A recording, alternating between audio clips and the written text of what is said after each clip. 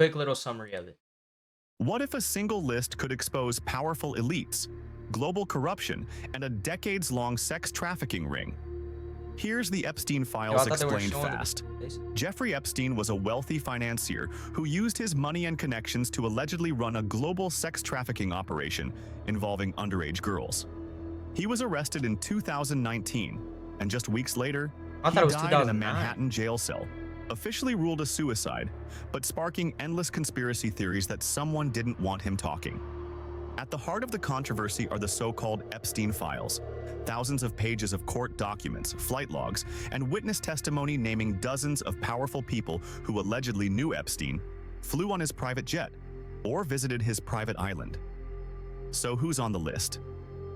In January 2024, a batch of unsealed court documents from a defamation lawsuit against Epstein's associate Ghislaine Maxwell named names: Prince Andrew, Bill Clinton, Donald Trump, and others. But here's the key: being named doesn't equal guilt. Many were mentioned in relation to social or professional ties, not criminal allegations. Still, the court of public opinion has been relentless. Some names, like Prince Andrew's, came with detailed accusations. Others, like Bill Gates, were simply listed in contact books or on flight logs. Critics argue that the media coverage is selective, with some names getting buried while others are amplified. That's fueled suspicions that there's a deeper effort to protect certain elites. The documents also revealed how Epstein manipulated legal systems, negotiated sweetheart plea deals, and used NDAs to silence victims. This wasn't just about individuals. It was a failure of institutions, law enforcement, prosecutors, and even the media. In 2024, the U.S. Virgin Islands reached a $75 million settlement with J.P. Morgan Chase, alleging the bank enabled Epstein's trafficking by turning a blind eye to red flags. That's opened up a new line of inquiry into how financial institutions may have helped keep Epstein's operation going for years.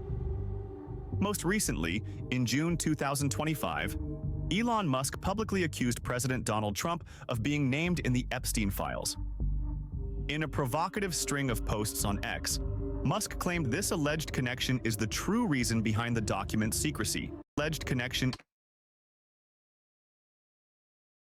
Time to drop the real big bomb. At the real Donald Trump is in the Epstein files. That is the real reason they have not been made public. Have a nice day, Donald Trump. Donald J. Trump. Mark this post for the truth out. So that's the quick overview.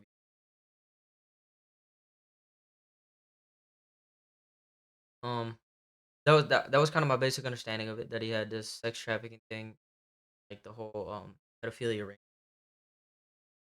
higher ups. My question is, I would like to see more. I'd like to see more about how he started doing that, like how he, how he built up this community of people that could have negotiations with, where he exchanged overall power, wealth, connections, whatever it may be, for them to have, their pedophilic acts. I don't know if that's the proper term, but because how the fuck does somebody become able to do that? I understand people falling into not falling into it, but if you do a certain job, it comes with something. It comes with some power. You work hard enough, you get a lot of money, you have certain power that other people that don't have money have. But at what point does it become you can cross that line of not even like legally, man? Like if you could sit here and say, yeah, well, legally it was very illegal what he did, but from a moral standpoint, how do you get to the point where you feel so powerful, so and you have such like a evil in your heart that you'd want to do something like that to benefit you, know? See, seems like a lot of people just were letting them get away with it. How does that how does that traction build? How did that start out to where he was able to get away with that and then keep building, have people sex trafficking too? How did that happen? I would be more interested in how it began. But not saying this isn't the focal point. It isn't interested, but I'm just saying. Um, I was thinking, forgot what I was thinking.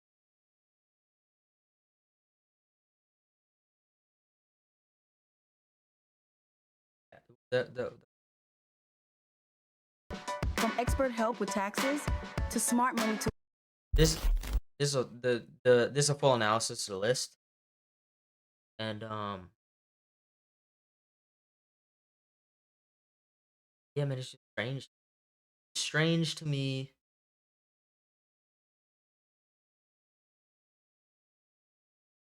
the level of higher ups, like, and I don't even like to talk about it. Like, you know what happens? Like, gets rich, they feel a certain way, get away with stuff that other people, not in terms of something heinous as this, but if you got millions in the bank, the speeding ticket isn't gonna hurt you. Like the speed, you know what I'm saying? You can drive how the fuck you want, not crazy, but you go 20 over, no problem. You don't care. Like the cop pulling you over, giving you a ticket, you just want it to be over as quick as possible. You could just pay it. It doesn't matter, right? Versus the single mom who's barely getting by, has to feed her kids. She gets the ticket, bro. That's fucking devastating for her whole shit. So advantages come with having a certain type of power. But where does that lead to you being comfortable morally that do something like this, even begin to pursue it? Like how did he make the connections in order to have a sex trafficking, have these pedophiles come in, like have a safe haven where they can do all their fucked up shit, and then he'd get more power out of it? How was he able to turn it into a negotiation, like what's it called, profitable thing? You know, super strange, right? And that type of ignorance can't be upheld with regular people. Can't have, like, if you notice one of your friends, like if you grow up with a rich friend, right? Like the classic, like, oh man, the first time you went to your rich friend's house, they're yelling at their mom, like, what the fuck, he's bugging, right? That's one thing, but if you realize that somebody close to you has a certain type of arrogance because of something that they've achieved or that they just obtained that they know, it's like, well, and they build up a certain arrogance. You can't feed into that in a way where it becomes this, where you build somebody up so much that they can see that they can do shit like this, right? And then it fucking snowballs into a big ass sex trafficking. And I'm not saying that's what everybody's gonna do, but and I'm not, you know what I mean. If you become rich, and you become an asshole that you're gonna turn. No, but I'm just saying there were clearly signs when he started doing this. There's no way you're not gonna notice it. And the big problem, not the the biggest problem was obviously the pedophilic sex trafficking ring, but another big problem to do with it was the people not saying anything around him. How are you not, first of all, saying something to the police, and then second, finding out that he's a pedophile and he does this, and then acting out? Could you imagine being in a room and you find out the person in the room with you is a pedophile? You're gonna feel away. You're gonna want to do something. And I'm not condoning violence, but at the same time, man, that doesn't. You don't. You're not feeling comfortable. You feel. It almost feels like you're violated. Like, this person is doing these unspeakable things, and then you're just gonna turn. You know what I mean? You're just gonna be ignorant to it because of um the power that they have and what they can do for you. Like, what the fuck is that, bro? Like, and like, people in prison that are pedophiles get killed all the time. And I'm not condoning that. I don't condone violence, but I'm just saying, if you're in a cell and you know you're gonna be there for the rest of your life, the last thing you want to do is live next to a pedophile. It just feels wrong. Just, you as a human being, you know it's wrong. You don't want that around you. So the fact that he didn't have any whistleblowers, you know what I mean, or like, that's fucking ridiculous to me. That's all, like, you know what I mean. Let's get into this depth analysis. What's up with this music, though? You scaring me now. I'm home alone, dog.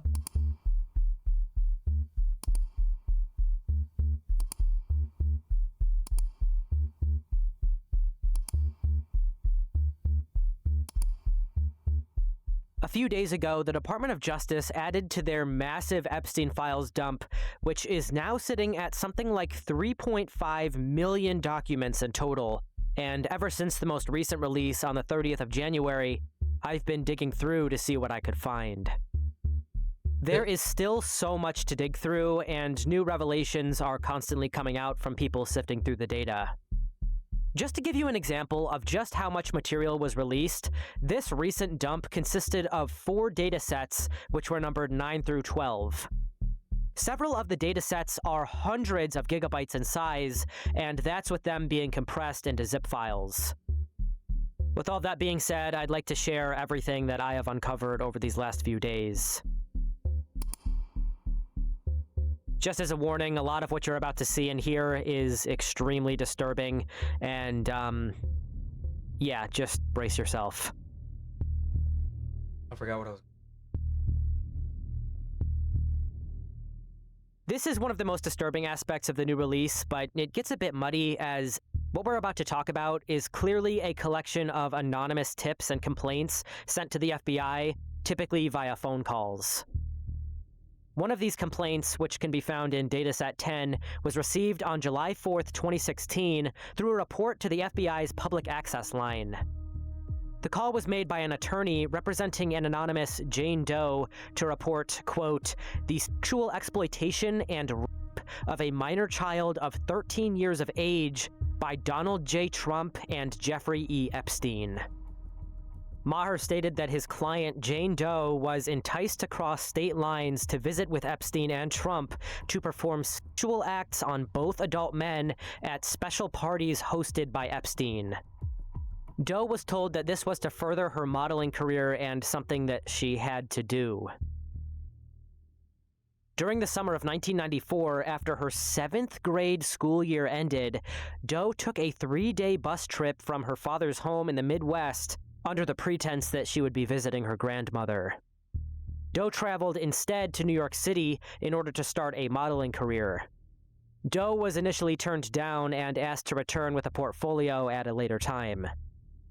While waiting for her bus home, Doe was approached by Redacted and was urged to return to attend a party hosted by Epstein so that Doe could meet important Redacted, people why is that in person that field of work who could help her break into a modeling career.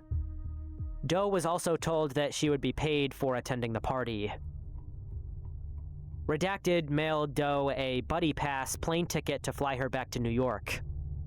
Doe attended 4 of these parties and was paid around $500 for her attendance. Redacted instructed Doe to use the name Redacted at these parties.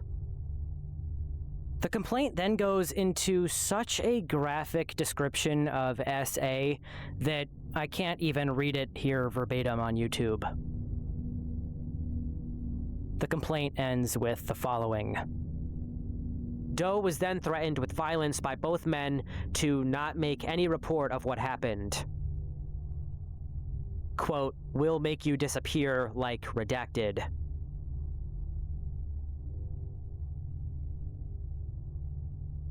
It's not clear exactly who this young girl was or if this report progressed beyond the initial complaint. Again, I'm obligated to say that this simply is a record of a complaint made over the phone. Nothing regarding the complaint has been proven definitively, and little to no other information surrounding this phone call is available to the public.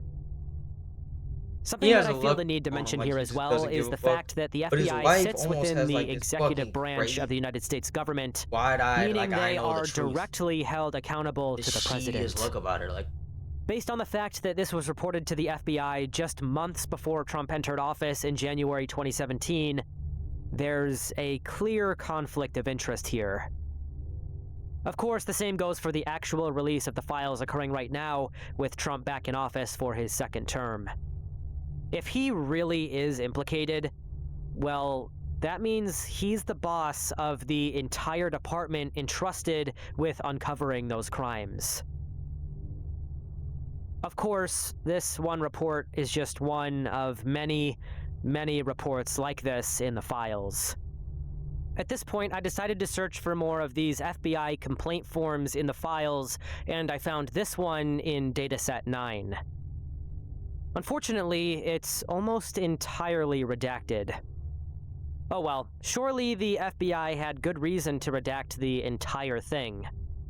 Probably protecting victims' privacy and all, right? No. Since that's literally the only legal reason they can redact these files.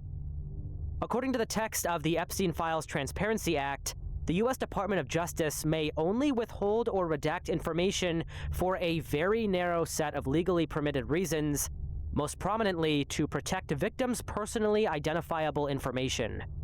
They are barred from withholding or redacting information for any other reason. With that in mind, let's move on to the next complaint form that I found. Wait a minute. Are you telling me they redacted the exact same file 2 different ways? Well, they actually did it 3 different ways, because while digging through, I found yet another copy of the same exact document with even less redactions. Let's read this version and see what's inside to try and figure out why they redacted that first one. Complainant stated that she is a professional artist and took pictures of her sisters, 12 and 16 years old, for her own personal artwork. Epstein stole the photos and negatives and is believed to have sold the pictures to potential buyers. Epstein at one time requested redacted to take pictures of young girls at swimming pools. Epstein is now threatening redacted that if she tells anyone about the photos, he will burn her house down. This document is super disturbing to me for several reasons. The first reason is the fact that nearly the entire document was originally redacted by the Department of Justice, even though no sensitive, identifiable information is present, at least not from what I can see.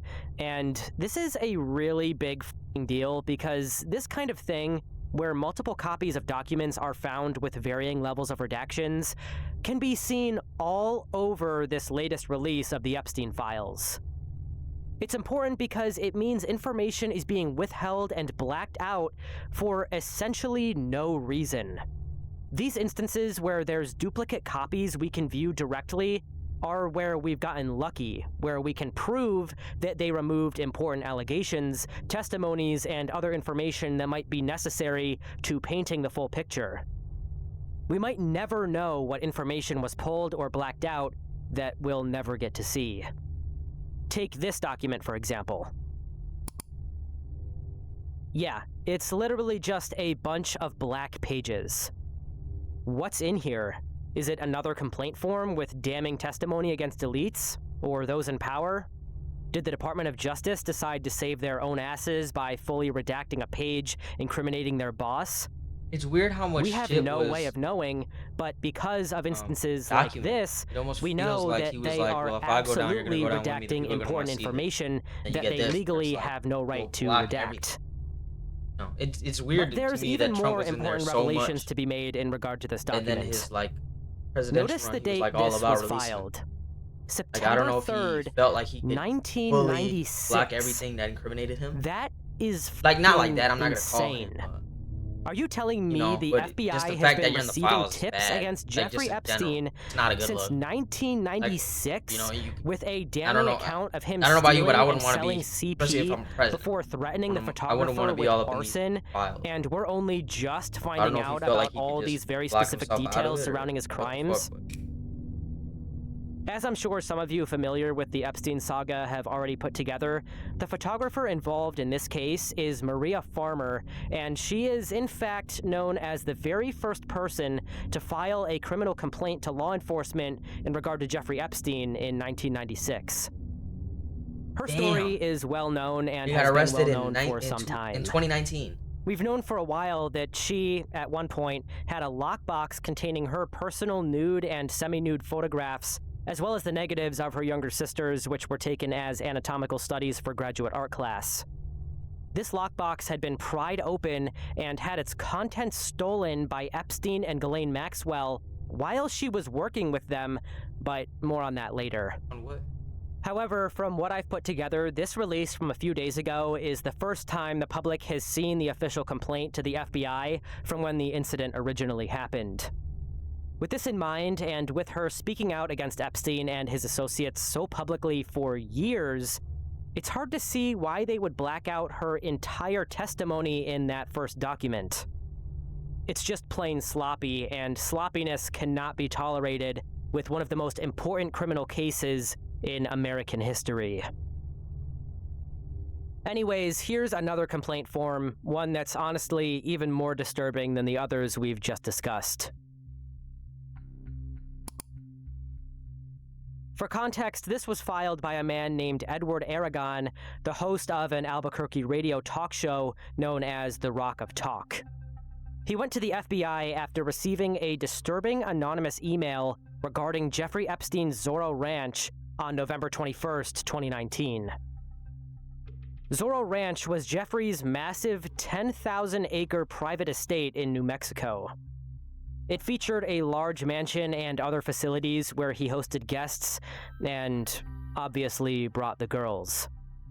It has been repeatedly identified by victims and investigators as a key location in Epstein's shady activities. I suppose I should read the email which he received first before getting to the complaint he filed with the FBI. The email reads, quote, Edward, this is sensitive, so it will be the first and last email, depending on your discretion. You can choose to take it or trash it, but this comes from a person that has been there and seen it all as a former staff at the Zorro. The material below was taken from Jeffrey Epstein's home as my insurance in case of future litigation with Epstein. Sorry, no questions. What is defaming about Jeffrey Epstein is yet to be written. Did you know that somewhere in the hills outside the Zorro, 2 foreign girls were buried on orders of Jeffrey and Madam G? Both died by strangulation during rough, fetish sex. Here are the video footage of Jeffrey Epstein. They then list the 7 disturbing videos he is offering to Edward Aragon. These appear to be fairly long videos, ranging from 7 minutes all the way up to 27 minutes long, obviously containing horrifying evidence of Epstein's evil activities. It seems that he was simply listing the different files here and didn't actually include the files in the email. Please arrange for 1 Bitcoin by 6 p.m. Eastern Daylight Time today, Thursday, 11/22/19, to the following Bitcoin wallet address. The USB will be sent anonymously to your attention by overnight carrier upon receipt of the funds. You have my assurance this is exclusive, never shared before. No attorneys, no samples, no questions, please. Confirm ASAP. After receiving this email, Edward immediately decided to take it to the FBI.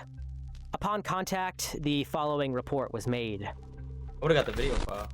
On 11/25/2019, Edward Aragon, personal information redacted, came to the Albuquerque office of the FBI to report an email he received offering 7 videos of sexual abuse and the location of 2 foreign girls buried on Zorro Ranch.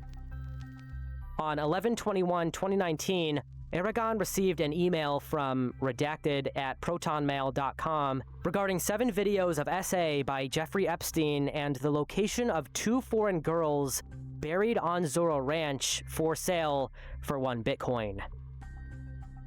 The email had a valid wallet for the funds. The email had a deadline of 11/22/2019. The author states that the information was insurance against future litigation against Epstein.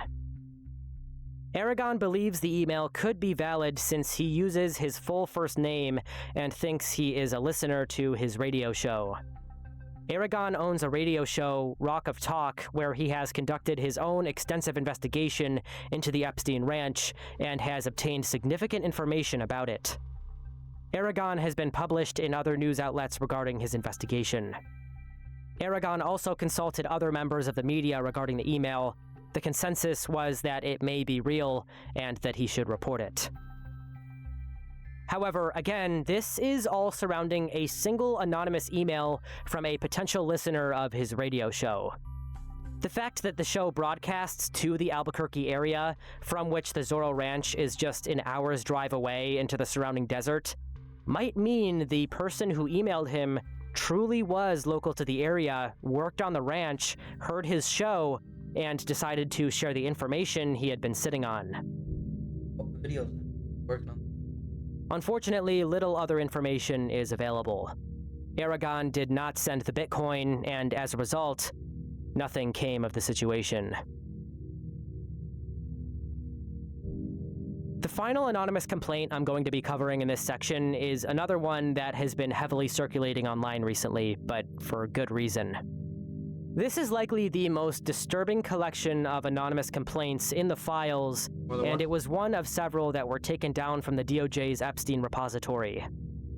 They have claimed that this was due to technical overload, redaction errors, or privacy concerns, but I really don't buy that.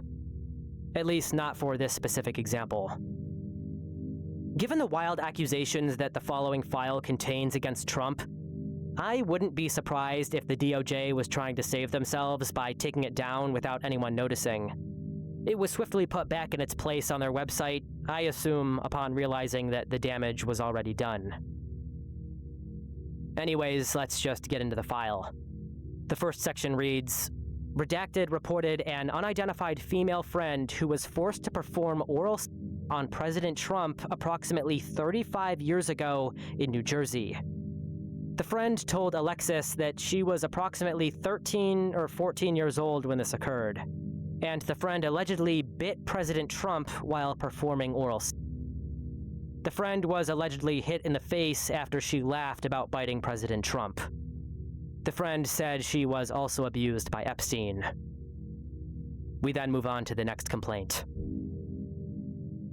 At age 16, while modeling, Caller attended 8 parties at Epstein's New York residence. On one occasion, Caller reported she was sexually assaulted by Epstein. On another occasion, 2 twin brothers, Alan and Orrin, lured Caller and her friend upstairs, but they escaped back downstairs.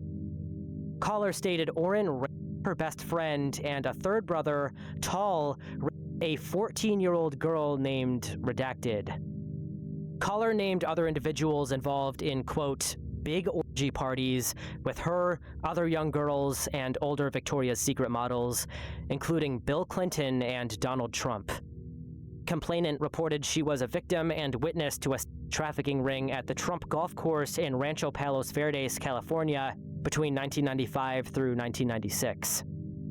Complainant reported Ghislaine Maxwell as the madam and broker for parties, clients of whom included Epstein, Robin Leach, and Donald Trump.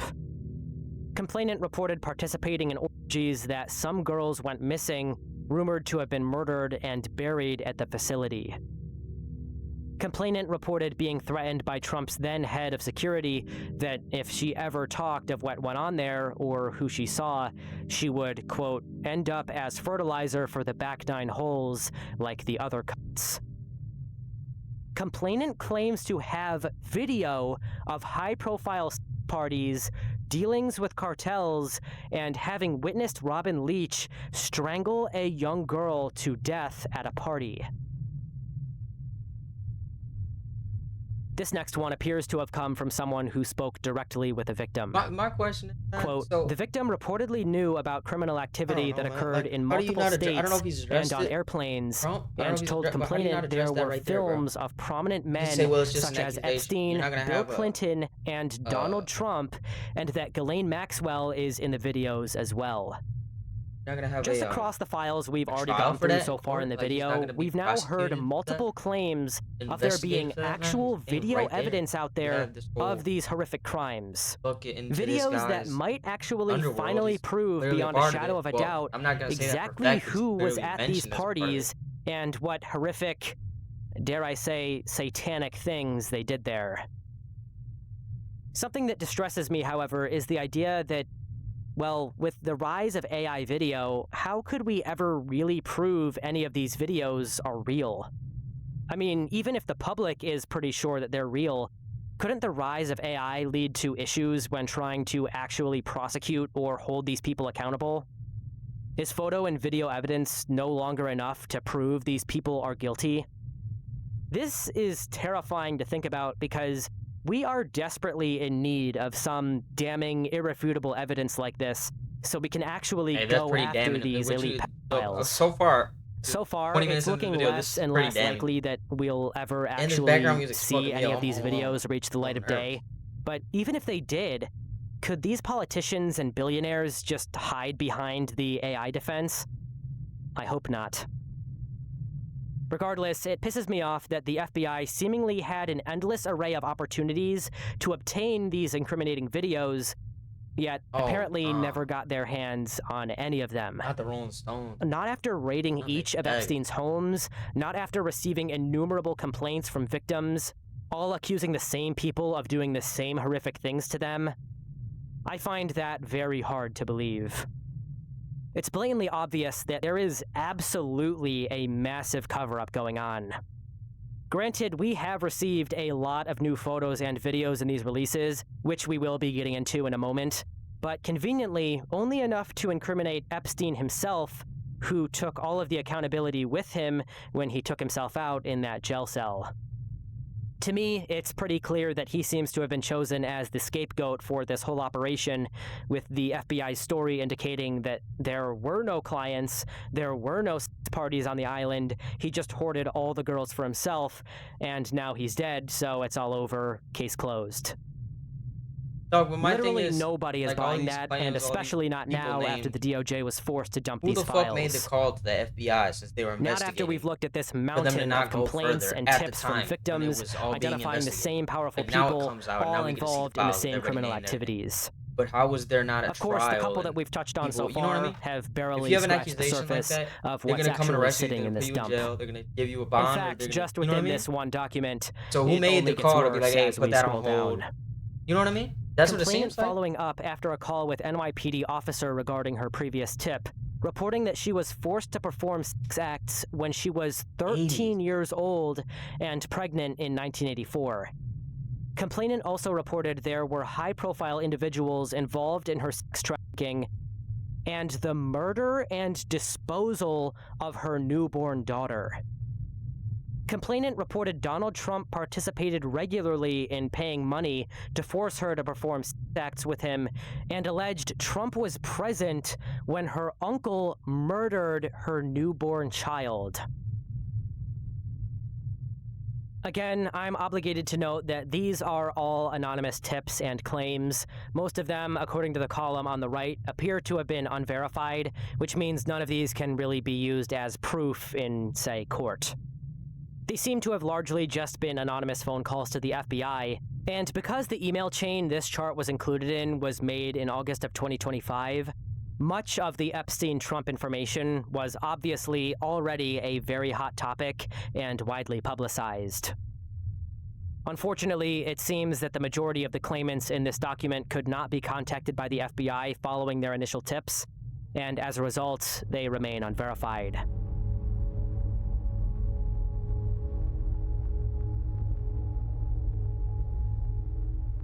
There have been allegations for some time now that Jeffrey Epstein had a secret child, or even a multitude of secret children that were never revealed to the public. There's actually a lot of evidence to support this, though there's a near total lack of information regarding who these children actually are, or where they ended up. Something that isn't talked about nearly enough in the public discussions of Epstein is his obsession with genetics and human enhancement. He appears to have been fascinated by eugenics and the process by which he could create superior offspring. In the early 2000s, he confided to prominent scientists like Marvin Minsky, Steven Pinker, and Martin Nowak about his plan to impregnate up to 20 women at a time on Zorro Ranch, and about his fascination with genetic engineering and artificial insemination, fertility tech, and selective reproduction. These facts specifically are nothing new. It's been reported on for many years now. He also founded the Southern Trust Company in the US Virgin Islands in 2012, which pivoted to DNA mining and genetic analysis, surprisingly amassing $200 million in revenue. With this context in mind, I want to point you to the following PDF found within Dataset 12. The document is a scanned copy of some kind of coded scrapbook, apparently written by a victim of Epstein. If the account told within this book is true, I don't know. I really don't even know what to say. If it is, this thing goes so much deeper and splits off into so many different directions than any of us could have ever imagined. The code is pretty easy to crack. You just have to read the top letter, then the letter beneath it, before going back up to the top line and doing the same in a sort of up and down zigzag pattern. The DOJ also figured this out very quickly and translated it back into plain text for easier reading. Here's what it says. Close your eyes, close your eyes, close your eyes. Don't speak, she doesn't talk. I can't stop shaking and it's been a week. A decision was made, but I can't tell Jeffrey. These things happen. Why didn't I close my eyes fast enough? The doctor was different again. I think from Israel. He had kind eyes, but didn't speak directly to me. This was different. A shot and those rod-like things had a hook and so much pain. Ghislaine said to push all the pain away. I don't understand. Blood and water all over the bed, and she was right. Like a feeling when your tummy hurts and you have to push. She said to close my eyes and put her hands over my eyes, but I didn't close them because of these tiny cries. I am so lost. I saw between her fingers this tiny head and body in the doctor's hands. It reached its tiny arm up and had a tiny foot. I closed my eyes, and no more cries. I don't understand. Just say these things happen. But he doesn't believe that. Poem, bro. Just like a fucking They child that yelled doesn't and understand screamed, what, and he said it would be the same in concept a of couple of birth, bro. months, and she said she was fed up with it all. I don't understand what's going on, and no one will tell me. I can't go to school like this. I can't stop shaking. Why won't anyone make it stop? I know Ghislaine is trying, but nothing changes. Why didn't I close my eyes? The next page contains a mix of magazine clippings and handwriting, which read, A Short Life, Tragedy, My Heart is Breaking, along with, I Know I Am Breaking. Beneath this, a page from a book containing a poem titled Stillborn, of which the girl crossed out the word still. Beneath this, more coded handwriting. In the hall, Ghislaine said she was beautiful. She was, not is. She was a beautiful girl. I heard her. Where is she? Why did she stop whimpering? She was born. I heard the tiny cries. I can't do this anymore. He was right. A couple of months and 2 pink lines with a hold on being with others until after it was positive. I want to die. Why didn't she protect me? As long as I am wearing what you want, there is no respect for me as a human. I am nothing but your property and incubator. You only trust me when I am under your complete control. I will never trust another man ever. I am the only one who provides and sacrifices everything. I give and give out of terror, and you take all of me. You need me to continue, keeping us all connected. We then continue to the next page, which starts off mostly with several clippings. Our finance department deals with all the paperwork. Unfortunately, the finance department is also family. Who knew? I was born a slave. Life in a parallel universe. Unlike drugs, a woman's body can be sold over and over. The slaves in Lake Placid were invisible. People were playing golf at the retirement community, and right behind them was a slave camp. One U.S. shelter has rescued 10,000 child prostitutes. We then go to the handwritten code on the page, which reads as follows. This is not surprising, but there is no such thing as a child prostitute. They are children and cannot consent. They are missing the biggest in my own backyard and so many more. Like Mar-a-Lago and where I see Mr. Joe and Mrs. Ann. The following page contains a dictionary definition for the word release, as well as a clipping from a 2003 National Geographic article on slaves in the 21st century, with a small handwritten section in the bottom right reading, "Please release me from this torture and hell." Controlled all by Jeffrey, all the time. Get away from it all. And go to New Mexico? What in the hell? This makes no sense. What about school? Behind the scenes, he is now controlling everything when it used to be Ghislaine who some days acts like she hates me. Secrets of all of them. I am tired of keeping this secret. I know people are wondering, but I can't tell. I am exhausted. Broken promises. I don't understand why she is treating me on some days like I'm the enemy, but then we lay in bed together and she is how she used to be. Warm. He makes her feel my tummy and it's so sad and confusing. Superior gene pool? Why me? It makes no sense. Why my hair color and eye color? That feels very Nazi-like, but in thinking about these stupid, insane theories he has, I guess in his mind it makes sense.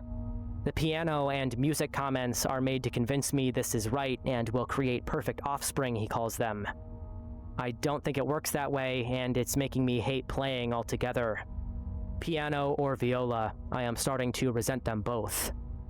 I miss the person I was before I was made into what feels as a human incubator. Okay, so one of these, this is the victim from his wife who got My friend, her for his Redacted, fucking realized gene pool much thing. of everything and came to get me out of Mary's. She was raped by him. She made me Had the leave all baby. things of They value took on the the baby. bed. She put all my belongings in trash bags. These I fucking have doctors maybe that he avoided New consoled for Mexico. this I have been what's it staying with called? friends, but The never perfect more than gene 2 pool, or whatever 3 the fuck? nights, because my Why mother aren't is they on the being warpath. looked at? Why aren't they being named? Why Redacted aren't they have being been great, investigated? but They Redacted clearly saw me fucking knew changing something. and knows about the baby. I mean, look at the shit He that said he happened, and then promises they to were help consoled me, about it? and we will What is figure this? out what to do. Next, there's an odd page with a red splattered pattern all over it. My heart belonged to her. She was so very beautiful. She was perfect. I can't bring myself to write what happened. I am beyond broken. I only got 10 to 15 minutes to hold and feed her before they took her. She is mine. I want her back. Distraught. So where are the kids? Where are the babies? Help me, please. Can't must be anyone throwing 'em find out. me? Barely survived all those procedures. My heart is gone. April 22nd, I had no choice. I wasn't ready, and she wasn't ready. My mother had found me, and it was urgent. After so many bonding moments with Jeffrey, Ghislaine, their baby inside me, with me in the middle, she wouldn't even look at me. We said nothing to one another, and I was so confused. When we arrived at Palm Beach, I was taken to a house close to Jeffrey's, I think called Ocean Boulevard or Street. But it was close, and I was alone, except for a new driver, not Mr. Wan. An elderly French lady whose pictures on the wall didn't have her. She had a thick accent and was kind. She said she had been born to deliver babies, and had been doing so before I was born. Similar as the last one with shot and hook, but too much blood with so much water and unbearable pain. She put her hands inside of me and seemed worried. I didn't understand. Something about the baby facing the wrong way and putting pressure on a placenta. Things would have to be different. She said I had to be brave and strong and listen to her directions so she could help safely get the baby out. I was terrified seeing so much blood on the bed and floor and started to panic. She had me flip over to my hands and knees and had me push and push, and it was so excruciating. I could feel everything as she tried to guide the baby out, but I was so tired. I felt I was dying, but suddenly, she had caught a beautiful baby girl who made more than a whimper, but beautiful cries.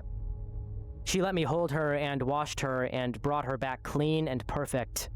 She smelled so good and showed me how to feed her. But only after maybe 15 minutes, Mrs. M came to take her. I was hysterical and begging for more time. He said those horrible girls were in the car waiting, but I wouldn't let her go. The old woman promised me she would be safe, and I had to let go. 4 pounds, 10 ounces, 18.5 inches long, with beautiful long fingers. I am dead inside. Life has no meaning. I don't want to be here. 6 weeks wasn't even given before being sent back. Punishment for trying to run. Man, I don't understand. Why can no one How help would you even me? go about finding Ghislaine a is connection gone. for somebody I who am would be so willing to lost, give birth and my heart is broken. to a child Is this my destiny? from a child? Like, you're like, what the fuck is that? And I then they're need just them, brought there by everyone, all to Jeffrey and his see. wife. Like, I still always Epstein and his dreamed wife. to I build a ain't gonna better call him for world. a fucking name. She went from Epstein's being a like, beautiful young girl to no, I'm a not saying sad, broken she's child, but she maybe was a oblivious, hope but that what the after it fuck? What all, type of I human still being are you truly that had you're it like, within yeah, herself. deliver? One Like, day, who I the fuck? aspire to be like this. She came in like a lamb and went out like a lioness. The final page of the scrapbook shows a little girl with her back to the camera carrying a Is sunflower. that the kid? Is that? Of course, these files don't come with much context. We're just handed the raw documents they collected during their probes into Epstein, so from what I can put together, we have no idea who this girl was, where she ended up, what the finer details are from within this disturbing and powerful scrapbook, and perhaps most horrifying of all, what happened to these children? We're left with tons of questions regarding what exactly this girl's role was, given her vivid descriptions of giving birth. She states in certain areas of the scrapbook that one of the children she carried was Ghislaine and Jeffrey's. This, along with her referring to herself as the incubator, leads me to believe that she was a surrogate mother for a child whose biological parents were both Jeffrey and Ghislaine. However, this contradicts with other statements she makes regarding her own genetics, such as this line from earlier where she states, quote, "Superior gene pool? Why me? It makes no sense. Why my hair color and eye color?" This seems to imply that she is not just a surrogate mother, but that her genes are actually going to be inside of the child, that her eggs are going to be used, not Ghislaine's. Of course, there definitely seems to be mentions of multiple Well, what different if they were just pregnancies saying and that? births, What if which it was leads me to the Jeffrey conclusion that, Epstein's kid? according to the book, one And of then these children were they were, like, born talking and to passed the, away almost immediately, like, talking to the girl, but like, that yeah, one you're or gonna more have our children baby. did in fact survive You want to, like, the and wife were wanted to be a carried part. off Epstein's wife wanted to be a to part of who it. knows where. He was all the way fucked up too, bro. Jeffrey God damn. Epstein's brother, Mark Epstein, has publicly denied the idea that his brother ever had a child, claiming that he would have told him if he did. Bro, shut the. Unfortunately, there's almost no other information available on this scrapbook, and I'm not sure that I really want to speculate much farther than I already have. If you have any other theories or ideas behind what might have happened here, or if you picked up on something that I didn't, please let everybody know in the comments.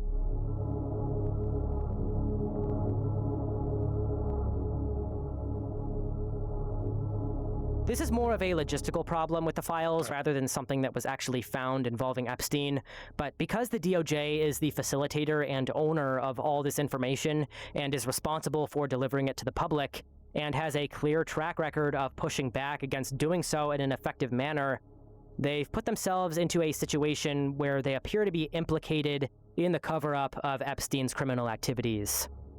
This, of course, is nothing new.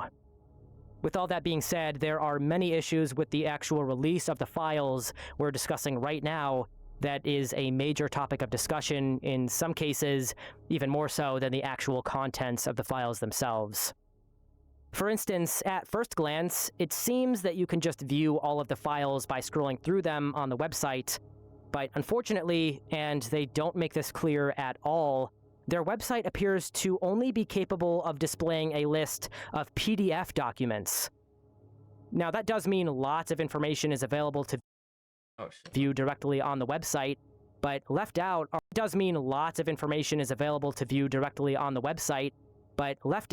the videos, some photos, any other files contained in the datasets that aren't PDFs don't seem to be listed in these public lists. The only way to view these hidden files are to actually download the entire dataset zip files yourself and view them on your own computer, not in the web browser. The problem is that the downloads sometimes literally just don't work. Other times, they have even been pulled from the website and currently aren't even being hosted. I think it is weird. There are all kinds of reports of people trying to But at the same download time, I the think larger this is just a datasets, shitty-ass job. which Like, are, they did, again, like, hundreds of 3, 4 gigabytes, different copies of the and same having file. the It just downloads seems fail like somewhere around they just halfway threw through. it at Others simply what they don't had have hired enough and, space like, on their yeah, hard they drives just to even fit the whole awesome. thing. At it. Unless you have something like a terabyte of free storage, you probably aren't going to be able to download and unpack the full contents of the files, if you can even get the download to finish before it cuts out. Even if you do manage to get the zip files downloaded and stored on your computer, many times they come through corrupted with the extracted files containing unreadable data. On top of this, people have noticed gaps in the file numbers indicating that some have been removed from the official lists. Other people have actually viewed these documents before they were removed from the datasets as well, with some of them being saved and others apparently being lost. The DOJ is not publishing any public change logs, and as a result, it's difficult to say how many important files are being pulled or changed without our knowledge. In general, the website is just so broken. There are just pages and pages of PDF files on the website that you can view, but after a certain point of scrolling through the pages of files, you end up just breaking the list entirely, so I couldn't even figure out how many pages of files there actually were. On the website, if you just keep clicking on to the next page and next page and next page of results, it will just keep going forever, literally into the millions if you keep clicking. I'm not really sure what this is about or if this is really significant. Hopefully this error is fixed at some point, but I don't have very high hopes. I know that's a lot of information, but all of this is to say it's taking quite a long time for us to actually dig through these files. It's like navigating a maze. Sure, they've been released, but it was done in such a haphazard way that we can barely even access them. In some cases, we can't even access the full zip file. With the downloads failing around halfway through, or really at any point before we even get to the end of the zip file download, we aren't able to open them at all. And that's because of the way that zip files work. There's a directory which is downloaded all the way at the very end of the zip file, and if you don't get that complete download, all of the data that you downloaded cannot be extracted and viewed. Even worse, apparently the DOJ screwed up big time and accidentally released uncensored, unredacted, explicit imagery and video of some of the victims in some of the files. From what I've read, this is why, at the time of my scripting this, it's not even possible to download the full zipped dataset 9. Floppy job, and then there's bullshit this too, dataset because how is come the you largest got all this dump of redacted photos and shit, videos from the both Epstein pages files, blacked out, and then you and end up apparently leaking inside of the here victim and is like where they videos and made photos. that Man, horrific what the fuck is this? mistake. Yeah, you clearly didn't give a fuck about Needless this. to say, I did not end up downloading Dataset 9, and I do not recommend that any of you try to do so, even from unofficial channels. There are many unofficial sources attempting to share half-downloaded versions of it through peer-to-peer file sharing, but knowing what's in there and why the DOJ took it down, yeah, probably better safe than sorry on that one. Hopefully they can scrub Dataset 9 of any revealing or illegal material ASAP, because, again, it seems to contain the vast majority of pictures and videos from the dump.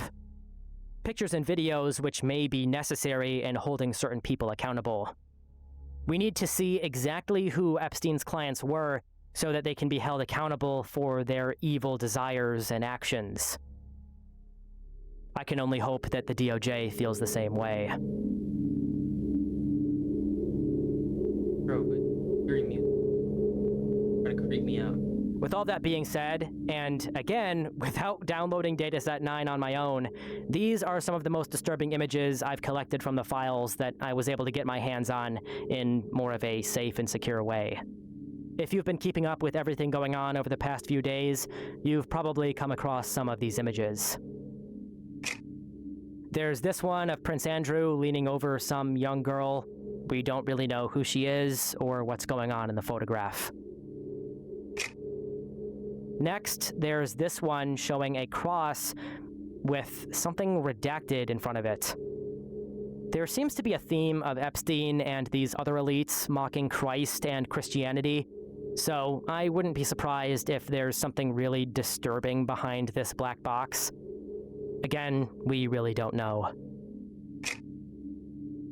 This one's been circulating all over the internet. It's a photograph of a raw chicken and multiple human legs. This one seems very disturbing at first, but it's actually just an art piece by a man named Harold Sewart. The picture was found in Epstein's Google Drive, and from what I've gathered, the person in the photograph was digitally edited in. A lot of people have been cropping out the watermark at the bottom, which makes it clearer that this is just some strange piece of art that Epstein downloaded from the internet. Probably nothing more to this image than that. Needless to say, he was a weird guy and into some weird shit. That's probably the mother of all understatements. Of course, there's a multitude of new photographs of former President Bill Clinton hanging around with Epstein. No shocker there. Another photo of Prince Andrew lying on a bunch of girls' laps with Ghislaine Maxwell in the background. Mad old, no? This one's just uncanny looking with So you're all the telling me redacted nobody faces. spoke out with Something this like you'd see in an going on this analog long? horror video, not with a member of the royal family. I have a feeling this was already released beforehand. Maybe it wasn't, but this is a photo of what Epstein's cell looked like following his death. I'm baffled at the amount of different sheets that were present in the room. I can't tell if those were all from his bed or if he, requested more of them for some reason. I was in a mental hospital after I had a... This next one is a video episode. which appears to show a girl whose entire image has been redacted by the DOJ. However, what makes this already disturbing video miles more unsettling is the fact that we can see a DNA paternity test kit on his desk, seemingly indicating that at one point, potentially with the young-looking girl in the video, Epstein felt the need to see if he was the father of someone's child. As with the others, no other context or information is available. And just in case anyone was wondering if this video was actually filmed by Epstein, the video listed directly before this one in the files, clearly taken in the same instance, shows a paper on the desk in front of the person filming. The only words visible on the paper are Jeffrey E. Epstein. I don't really feel like showing many of the other videos that are in here. They are all heavily censored, of course, but just knowing what's behind some of these boxes is too much for me to post here. I tried to look through to see if there was anything interesting or incriminating against other people, but for the most part, it's just disturbing videos of young girls dancing, and of course it's all redacted, so it's just very strange. I was up until 2 in the morning working on that section, and it just, I don't know, left me with a very sick feeling in my stomach. On top of that, there's also just videos like this one. Typically, these are several second clips of essentially nothing except for a black box. Next, I found this collection of several strange videos containing several people, but they center around a figure who appears to be a young girl in one of Epstein's residences. Even though these are censored, I'm going to blur them anyways because, again, they're explicit and I don't really know what's going on here.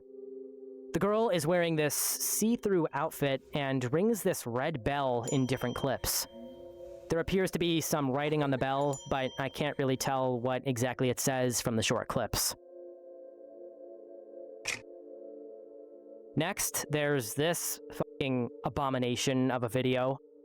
In this one, Epstein is seen chasing a group of girls around his kitchen, acting like he's a kid himself. It's just disturbing to see this monster acting so innocent and playful. I don't know, this one just gives me chills. This appears to have been a folder of developed film prints from around what I can only assume is Jeffrey Epstein's island. I include this one not because of any particular revelations inside, more so just because of how uncanny and ominous these photos are. They depict these otherwise beautiful scenes. If it weren't for these black boxes and whoever or whatever is behind them, the photos easily could have been postcards depicting a tropical paradise. It's only with the context of Jeffrey Epstein that we realize this couldn't be farther from the truth. Who are these people? Where are they now? Are they okay? What happened to them? What did they experience on that island? Of course, we'll probably never know. In a separate file, we find this photo. Looking more closely into the background, we see that Epstein is surrounded by boxes which say CIA. Again, we're left with more questions than answers. Where was this photo taken? Who was he with? What was he doing there? What's he doing with the CIA? Again, we'll probably never know. This next file contains a bunch of photos showing Epstein with a variety of people, including several children who he appears to either be hugging or sitting next to. Again, just very creepy. No idea who this girl is or why there's a massive framed photograph of it hanging up on a wall. Parental figure if they didn't have parents that would allow. That's pretty much the gist of the most notable stuff that I found. What type of person are you allowed? Now, if you'll excuse me, these young kids, I'm gonna go throw come up. in contact with somebody like these, then be taken by them. No. Apparently unknown to anybody but them. If you've been following my Forbidden Knowledge Iceberg series on this channel, then you might remember my coverage of Epstein in a previous installment of that series, with the focus being the allegations and evidence of his ties to Israel, as well as his various potential connections to intelligence agencies, such as Israel's Mossad. There are multiple facts that really seem to indicate that this is the case, but honestly, none of which that prove this is true beyond a shadow of a doubt. Lots of circumstantial evidence, you could say.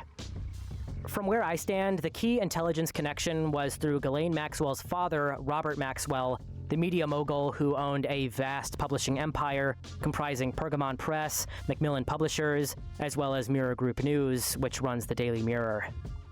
His vast media empire meant that he really did have quite a large amount of power over public narrative in the media.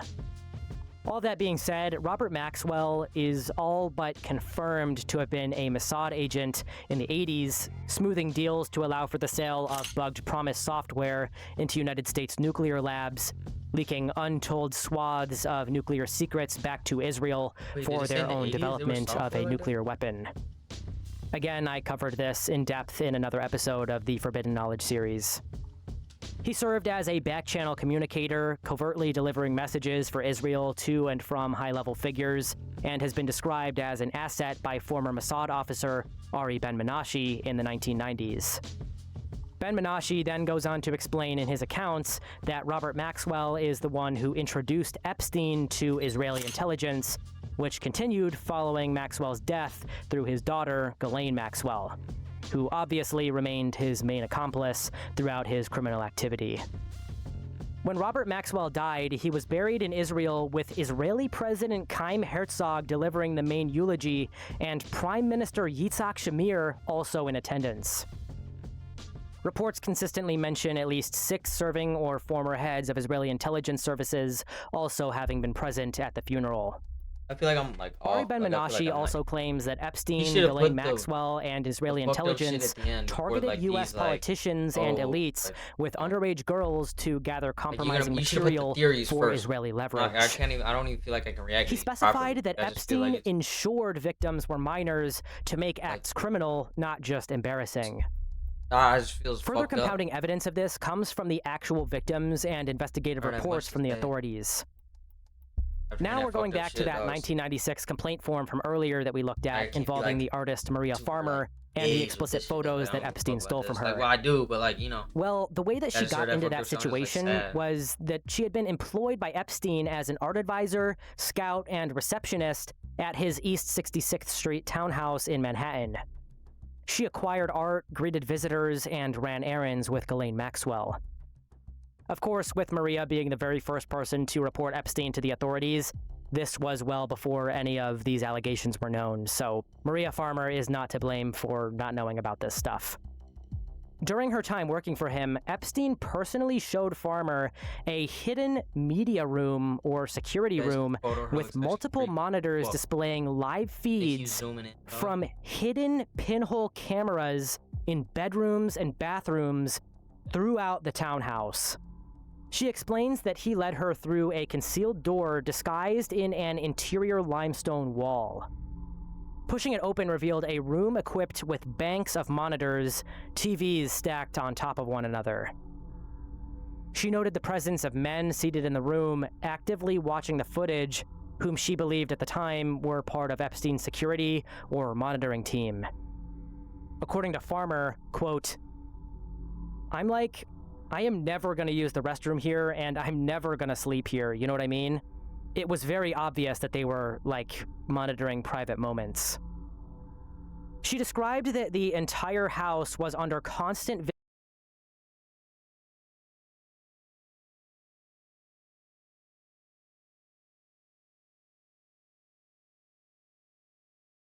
Oh, I didn't fucking. video surveillance, with cameras capable of Alright.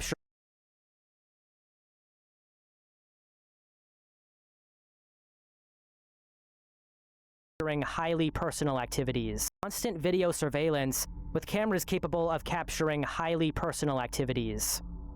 Later, she spoke to multiple sources describing Jeffrey Epstein's network as a blackmail ring tied to the mega group, a network of pro-Israel billionaires, including Les Wexner, whom she referred to as, quote, the head of the snake.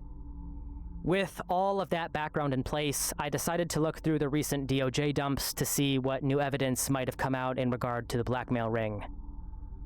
And yeah, there's a lot. We'll start off with this document. This PDF comes from Dataset 9, and it's a copy of a confidential human source reporting document. This is a completely different kind of document from the FBI complaints we discussed at the beginning, because a confidential human source is essentially a formally vetted informant who is actively registered and working with the FBI. Their identities are known internally, they're subjected to rigorous vetting, suitability checks, and periodic validation of their statements, where they are continually checked against deception indicators. With this in mind, what you are about to read is from one of these confidential human sources. Date of contact, 10/16/2020.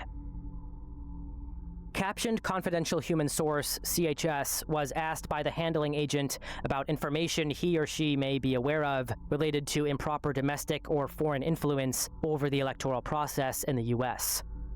CHS already provided some of this information documented in previous reports, but he or she expanded on several matters as described below. Harvard law professor Alan Dershowitz.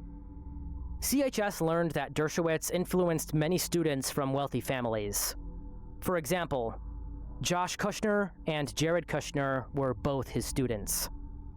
Dershowitz told CHS that if he were young again, he would be holding a stun gun as an Israeli intelligence Mossad agent. CHS believed Dershowitz was co-opted by Mossad and subscribed to their mission. CHS still continues to communicate occasionally for Dershowitz. Butting in here for just a minute, for context, Alan Dershowitz, again, is an American attorney who taught at Harvard Law School from 1964 until his retirement in 2013. Dershowitz served on the defense team that helped secure Epstein's lenient 2008 non-prosecution agreement, following some of his initial public trafficking allegations. I also feel that it's important to note that above, when the source references how Jared Kushner was a student of Alan Dershowitz and that he had influence on him, well, Jared Kushner, for those who don't know, is Donald Trump's son-in-law through his marriage to Ivanka Trump.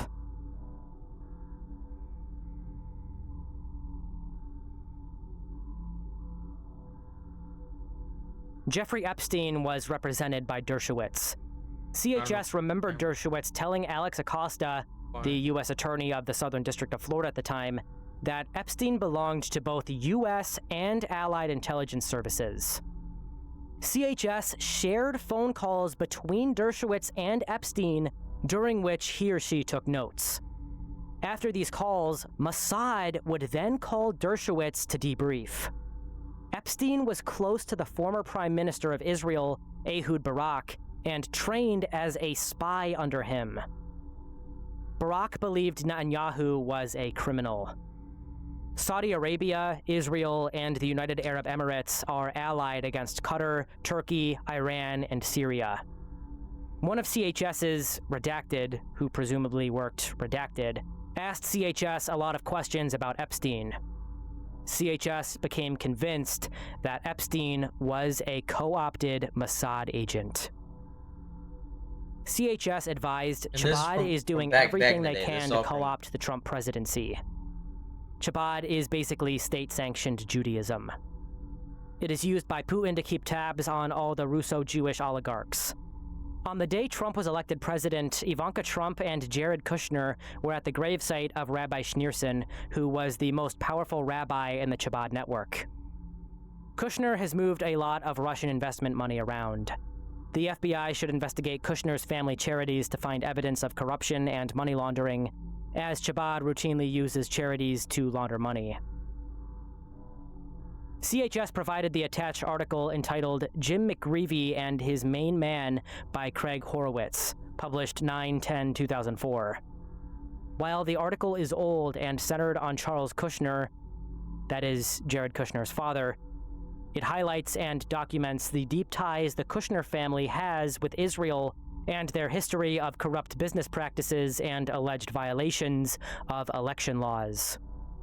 CHS stated that if the FBI is serious about investigating the Kushners and their relationships with Middle East, they should look closely at Ken Kurson, who, quote, knows everything. CHS advised that this was a real collusion story. Trump has been compromised by Israel, and Kushner is the real brains behind his organization and his presidency. After coming across this document, I thought to myself, well, I wonder what else of note I could find if I can locate any more of these CHS reporting documents.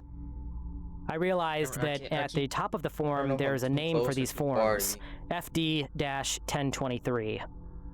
Given the fact that these forms have much more credibility to them than the anonymous tips from earlier, I decided to plug that into the DOJ's Epstein library search engine and got 30 results back. Of course, I decided to flip through each of these. That search led me to this next document from another confidential human source, with the date of contact for this report being December 23rd, 2021. US Per, short for a specific US person identified by the FBI, had been to Epstein's residence and believed he was a, quote, construct who was playing a role.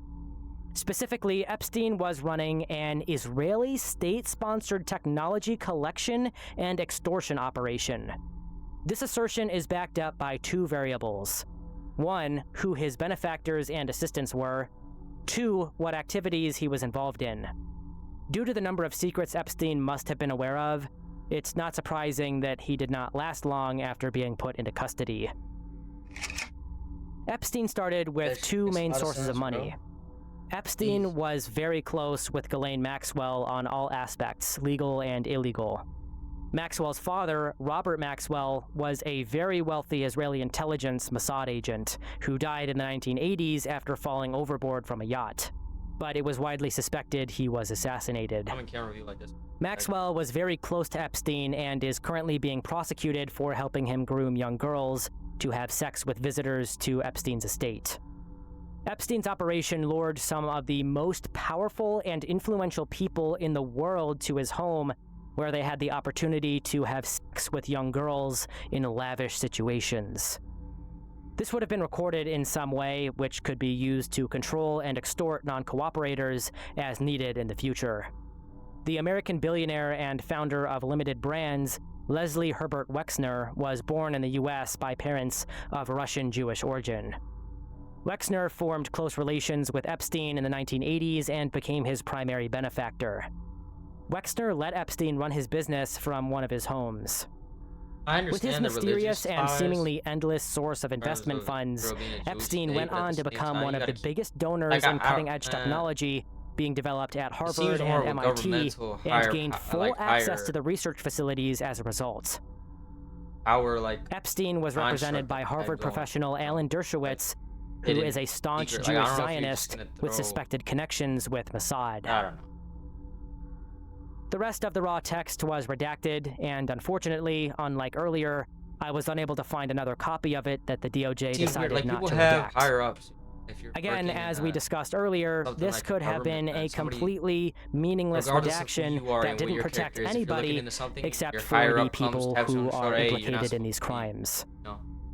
you could lose your job, There could and be then some that they horrible have certain information in power, here regarding further just because of what they connections do, between you might Epstein be and scared Mossad, within but of yourself, like, course, oh, well, we will but never know might they because do the DOJ decided to redact it. they could just do something to me. Anyways, Like, here's a section from another CHS reporting document. they might hurt me or harm me, so I just better leave it alone, even though, CHS worked don't as yet a know the fucked up redacted shit when that's the in it. first You can Epstein plea speculate. deal was struck Somebody just between makes the call, 2005 you're and not allowed to 2008. speculate anymore. You're not allowed to investigate. CHS believed both Maxwell and Epstein were Israeli spies.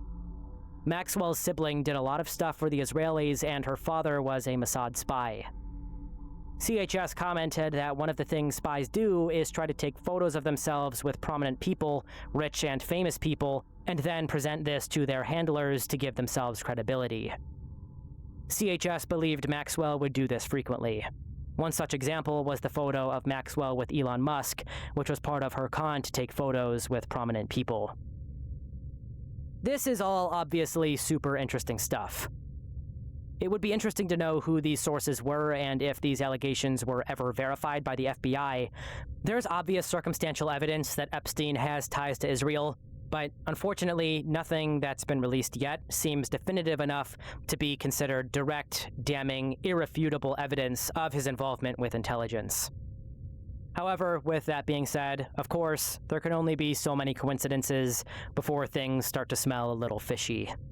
Okay, cool. If he truly was affiliated with a high-level agency like Mossad, a group who knows how to cover their tracks with stuff like this, this kind of lack of a paper trail is exactly what you'd expect to find, making it extremely difficult to separate these theories, hunches, and the insane coincidences we tend to see surrounding Epstein from hard, damning, irrefutable proof that he truly was operating a honeypot blackmail operation against the elites in our country. Higher power status. Again, don't get it twisted. Like, not higher power. I definitely think that that's what was going on. But in order to prove it to everybody, including the people who are not as in-depth into the files as we are, we kind of need some video or photo that just blows any sort of argument out of the water. Unfortunately, due to what we've just read about our politicians and political elites potentially having been corrupted and captured by this very blackmail scheme, the United States government could and might absolutely be complicit in a large-scale cover-up, especially if someone like Donald Trump has been compromised. And it's so weird, bro. Like, you hear about the fucked up shit they do behind the scenes. I'm not accusing these two people here, but like, everybody pulls up with fucking suit. Howard Lutnick, the billionaire CEO of Cantor Fitzgerald, a powerhouse Wall Street firm, has long positioned himself as a financial titan and philanthropist. He was Jeffrey Epstein's literal next-door neighbor, living alongside his now infamous Manhattan townhouse during the 2000s and 2010s. First getting into the Lutnick's ascent to power reached a new political peak in 2025 when President Donald Trump appointed him to be the United States Secretary of Commerce, a role placing him at the epicenter of U.S. economic policy, trade negotiations, and regulatory oversight. He's going to develop that. Lutnick is frequently photographed alongside Trump at Mar-a-Lago events and White House briefings. However, of course, the recent Epstein dump has exposed a stark contradiction in Lutnick's public narrative about his Epstein ties. Make these decisions. In multiple pre-2026 interviews, Lutnick insisted that he and Epstein only had one single brief encounter. Like more of a business. On a 2025 podcast, he described visiting Epstein's home in the mid-2000s, recoiling at the financier's gross and disgusting comments about women, promptly leaving in a matter of minutes, and apparently vowing never to speak to him again, framing it as an immediate moral rejection that ended all contact. His assistant, on like a Saturday, says, Mr. Epstein, your neighbor would like to invite you over for coffee. So my wife and I go next door. So he gives me a tour in the living room, big living room. And then across from it is double doors. I assume it's the dining room. Yeah. And he opens the doors and there's a massage table in the middle of the room. And candles all around and stuff. massage table in the middle of your house? How often you have a massage? And he says, every day. And then he like gets like weirdly close to me. Ooh. And he says, and the right kind of massage. So she looks at me and I look at her and we say, I'm sorry, we have to go. And in the 6 or 8 steps it takes to get from his house to my house, my wife and I decided That close? that I will never be in the room with that disgusting person ever again. Socially, for business, or for even philanthropy. If that guy was there, I wasn't going because he's gross. And so I look Okay, but you're back not gonna. at it All right, I'm not gonna. as a gift. He's not of a fucking. avoid. I don't know who he is, but you're not gonna So launch an investigation. But that's my story. Jeez. A one. is that how we'd get absolutely people though? Like done. these people in of power, like hey, right type of massage, like just subtly throw shit until they go, hey man, what are you really doing? Never Like, have any contact. and then they ask to be a part of it. Did you in fact make the visit to Jeffrey Epstein's private island? I did have lunch with him as I was on a boat going across on a family vacation. My wife was with me, as were my 4 children and nannies. I had another couple they were there as well with their children, and we had lunch on the island. That is true, for an hour, and we left with all of my children, with my nannies And and my your wife, children. all together. Like, We what were on the fuck? family vacation. We were not apart. To suggest there was anything untoward about that in 2012, I don't recall why we did it, but What do you mean Mr. why? You just said he was Secretary, again, gross. as I said, You there's suspected him of doing some shit. not an indication that you I mean, yourself why else would you engaged say he's in gross? any You gonna bring your fucking kids wrongdoing there, with dog? Jeffrey Epstein. It's the fact that you believe that you misled the country and the Congress based on your earlier statements, suggesting that you'd cut off all contact when in fact you had not. And you realize that, you know, this visit took place after he'd been convicted, right? I mean, you made a very big point of saying that you sensed that this was a bad person in 2005. And then, of course, in 2008, he was convicted of soliciting prostitution of a minor. And yet you went and had this trip and other interactions. Lutnick, an elite politician making massive decisions in the United States right now, completely lied about his interactions with the world's most infamous child trafficker. Emails and calendar entries reveal sustained interactions between Lutnick and Epstein well into the 2010s. There's a very clear pattern here of elites just completely ignoring this past conviction. They all seem like they were just completely willing to sidestep this and sweep it under the rug. Absolutely disgusting. A standout 2015 email from Lutnick personally invites Epstein to a high-profile Hillary Clinton fundraiser, reinforcing their ongoing social and political overlap in spite of Epstein's 2008 highly publicized conviction. This discrepancy amounts to a profound public deception from a man now wielding immense authority in our government. As Commerce Secretary, Lutnick often stands shoulder to shoulder with Trump when discussing issues like China tariffs and digital assets. The files clearly expose a pattern of revisionism that further destroys public trust in a cabinet tasked with representing us American citizens. Let us all be very, very So clear he was here. caught up in the late 2000s. I think I can speak for What does that everyone say about his when I character say in terms of these somebody people who's now been do exposed, not but represent still us. continues to do the They thing are they were not our representatives, you know what I and mean, they do don't that deserve shit to be calling and themselves have that any clients. longer. These I don't know. people are As people absolutely that go to him to disgusting. keep doing that. Like, They're liars. I'm not They're saying him, he went to compromised him and once, apparently corrupt, it's the and interview, they're right? But currently somebody who sitting would go at to the him absolute because he was pinnacle clearly still of doing it power. after that. Don't Like, forget to pay your taxes, Where was the everyone. level of, you know, I will be implicated in this investigation leading on because he's under a microscope they're looking at? This one was pretty sad to see. I know plenty of people who have put their trust in Elon, seeing him as an innovator intent on carrying the human race forward with Tesla, SpaceX, and his other companies. And while I'm not going to take any of that away from him, and I do believe he's done a lot of good, these next few emails are something I don't see him dodging or talking his way out of.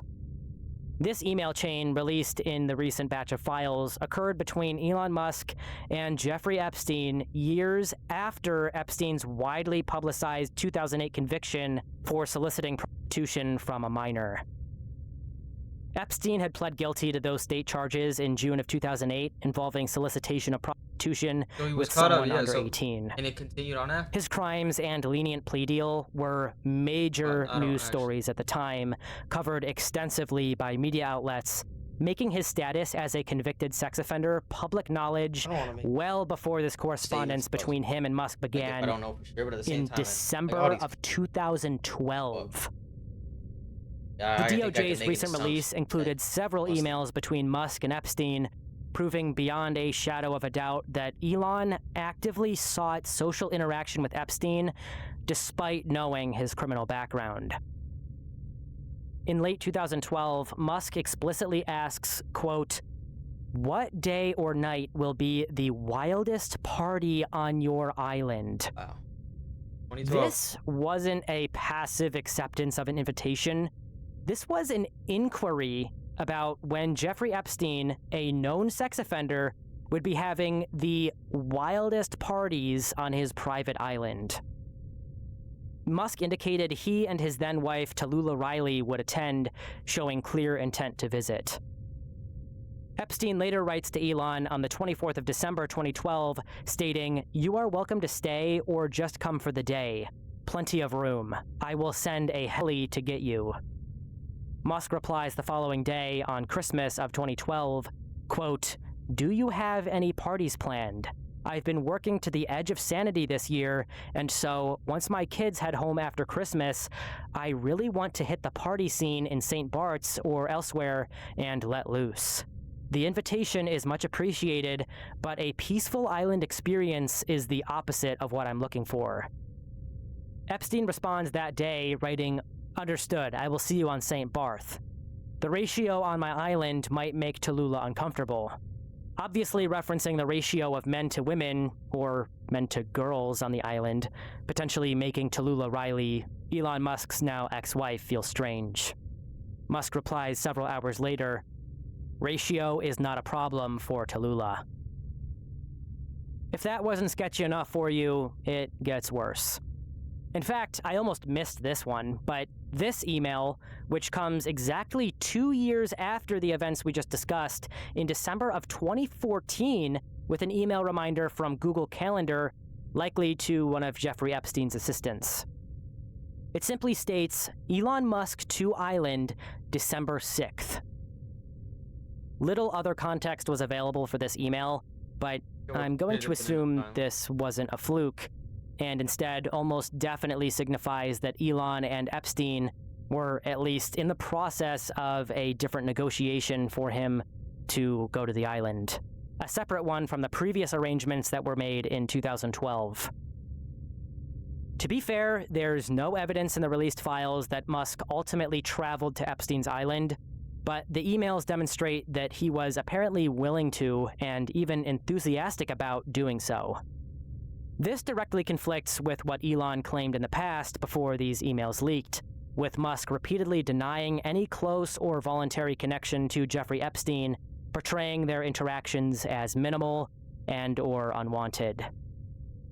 He consistently claimed that Epstein tried repeatedly to invite him to the island, but he refused, describing Epstein as not what it a sounds quote, like, dog. creep or a creepy loser. Has he responded to like, So I'd did imagine he the ever only, end up actually going? reply to something like this would be like, well, We you're have no trying to idea. frame me. Elon says he look never for went, president. but No. based on his track Saying 'cause record, he had the back and forth. I'm not previous sure we guy, can trust the him other video. anymore. But Again, this one is what does he just say? really sad. I know a lot of people who had faith in him, who trusted him, who were inspired by him, and looked up to him as an innovator.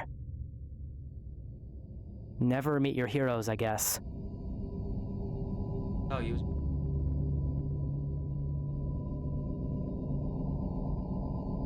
Disturbing allegations have surfaced from the release regarding Bill Gates' relationship with Epstein, I remember Bill Gates Allegations getting which his asked about this ex-wife motherfucker. Melinda He Gates goes, "Well, he's says dead have now." brought back Oh, memories of, quote, the fuck very, does that very mean, dog? painful You act like the job's times done in their now. marriage. In fact, it's come out recently that Bill Gates' interactions with Epstein were a major factor in their divorce several years ago. The most explosive revelations actually come from a set of emails which Epstein only ever sent to himself, each being sent on July the 18th, 2013. He seems to have sent several modified versions of this email to, again, himself over the course of around 2 hours on that day, indicating that he had been poring over this for some time. Strangely, it appears that Epstein had been writing these emails from the perspective of Boris Nikolic, Gates' science advisor.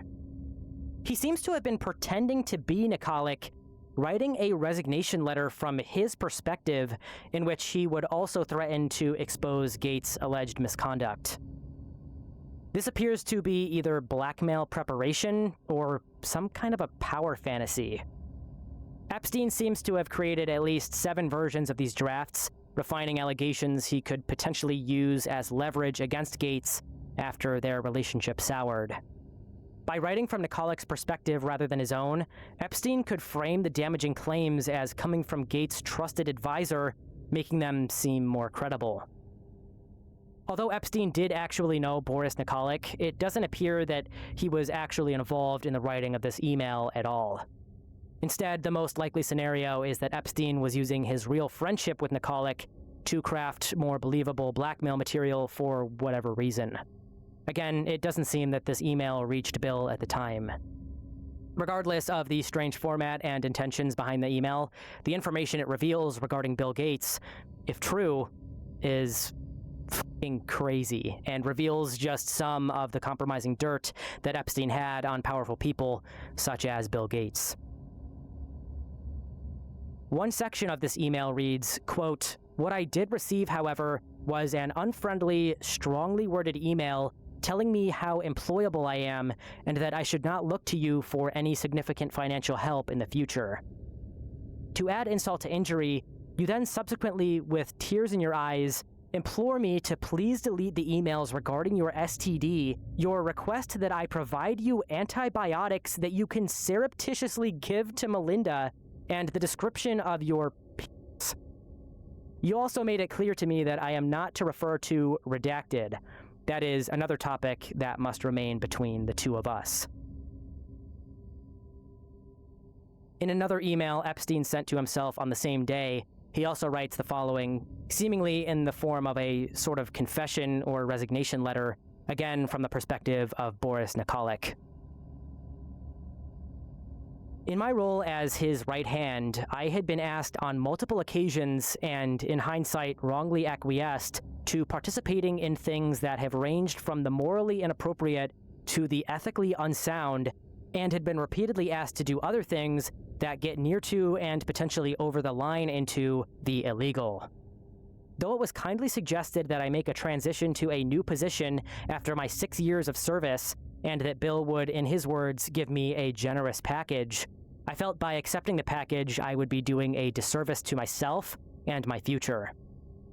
From helping Bill to get drugs in order to deal with consequences of sex with Russian girls, to facilitating his illicit trysts with married women, to being asked to provide Adderall for his bridge tournaments, I feel I owe it to my friend and future colleagues to admit a temporary moral failure and to ask their forgiveness in order to get this period behind me and to move on constructively with my life. Oh, And to move on constructively with my life. Of course, it seems blatantly obvious that Bill had been involved in some morally questionable extramarital affairs, to put it lightly. Consequences of sex with Russian girls? Illicit trysts with married women?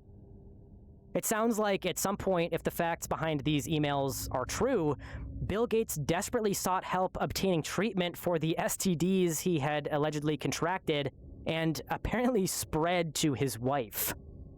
It sounds like he might have been trying to medicate her without her knowledge in order to hide the fact that he had the disease and spread it to her, and attempt to conceal the situation from her entirely.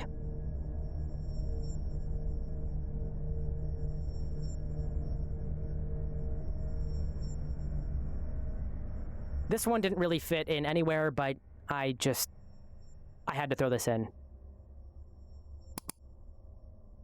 This email. Quote, "Thank you for a fun night. Your littlest girl was a little naughty." It was sent to Jeffrey Dog. Epstein from a redacted sender. Like, how the fuck do we not get What? his? I'm sorry, doesn't the Epstein Files Transparency Act, again, explicitly state that redactions are only to be made to protect the security of victims? What year was that? Who the fuck sent this email? Epstein then replies with the following. Great. Sent from my iPad. There's no other context to this email. We have no idea who wrote it because, again, the FBI redacted the name of someone who was involved with the, quote, littlest girl Like, what type of who weak they ass met on a, investigation is, quote, bro? I'm saying fun somebody's night making with somebody- Epstein. Like, I don't want to sound fucking. Unbelievable. This is fucked. I don't. Anyways, guys, I've been digging through these files. I think that's it. I think we finished the whole video. Shout out to Big Bro. I might click on it again to see what his final thoughts are. But Jesus Christ, this is fucked. Throw a comment to that channel. This is it. That was my whole. But that was fucking horrible. Like, that just fucked my whole mood. There was a section in the middle where I couldn't even react to anything. It definitely feels like I don't want to be some fucking conspiracy theorist here. In general, it's fucked. But yeah, there was definitely people like blocking it up. Like, look at that shit. How do you not get that name? Like, what the fuck? Who's making that call to not get the name? And who's obeying that shit, dog? Are we fucking serious? You owe it to yourself, the people, and like yourself, bro, morally. Like, somebody goes, yeah, don't put that name. Like, what the fuck? You're really gonna redact that? For real? You're gonna come? Yeah. Let me just block it out. Like, what the fuck are we talking about, man? I don't know. It's just weird as fuck. Those last two, Bill Gates and Elon. This is final point. I think I clarified like how I felt about the shit. It's fucked. Uh, definitely some behind this shit. But when you look at certain things in life that you feel are appealing in terms of like money, success, that way, you gotta really look at who you idolize with that shit. I remember fourth grade or fifth grade, one kid in my class like making a whole presentation about Bill Gates. Right? My shit, my presentation was on Harriet Tubman. Shout out the real, right? She wasn't up to no fuckery like this. You see what I'm saying? Thank God I wasn't like money obsessed like that. Like, I'm not. I don't want to hate on I don't even remember the kid, right? But you know, like, you got to really look at your idol, man. Like, I'm sure back then there was nothing like this out there to point at and be like, oh, this guy's fucked up. But like, I don't know, man. It's like, I feel like you might be able to tell somebody's character. Just might be able to tell this guy's a fuck, right? And that's just in a general sense, as a human being, you know, as a kid, you know what adults not to be around. You know who looks weird. You know, I don't want to be around that guy. That guy looks fucking weird. I don't want to talk to that guy. You know what I mean? And as an adult, you know, I'm not letting my fucking kid near that guy. You know what I mean? So just in general, really be careful, idolize, and that was fucked. That was a horrible fucking watch for me. I hope it was entertaining. That shit sucked. Fuck these guys. Shout out to the victims. That was horrible. That fucking little girl with the pregnant shit, dog. Like, she was getting pregnant with their baby. Oh my god, it broke my fucking heart, man. Like, what the fuck was that? Right. Weak, dog. Weak as fuck, man. I might watch this AE. I think I watched it earlier. I'm gonna watch this press conference again just to lighten up the mood. God damn, that was fucked up, dog. Man, if you ever see somebody who just ask, "Are you good?" Just ask. No, I don't. I'm sure she didn't have an out. I can't blame. I don't know. I don't know who she is. I don't know like who that little girl wasn't writing that. But Jesus Christ, man. And it's not her fault at all. I'm just saying. But if you see like you see a little girl, if you see somebody who looks like, you know, like they're like held back, like their situation is Just ask, "Are you okay?" It doesn't matter if there's a stranger or whatever the fuck. So,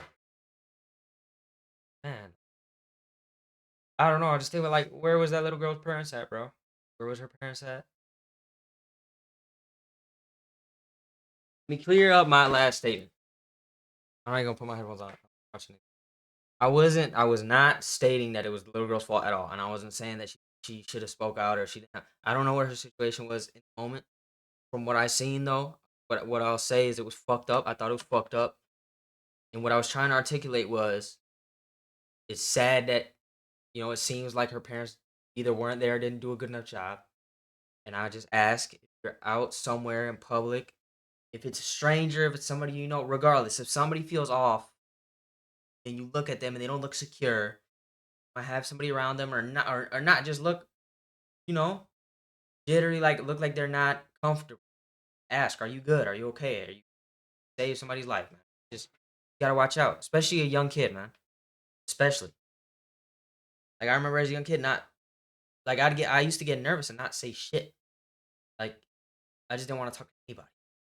Like when I'd get in trouble or when I did something I thought that would get me in trouble, I just wasn't saying anything. So, imagine how easy it is to manipulate a child in order to say, this is bad, don't do this. If you speak out about it, you know, and then they're just stuck there in that stage of not saying anything. You gotta make sure you can make contact with somebody. I'm not saying they're gonna be a victim, but just make contact with somebody in a positive way to reinforce them in order if they're going through something to be able to speak out about it.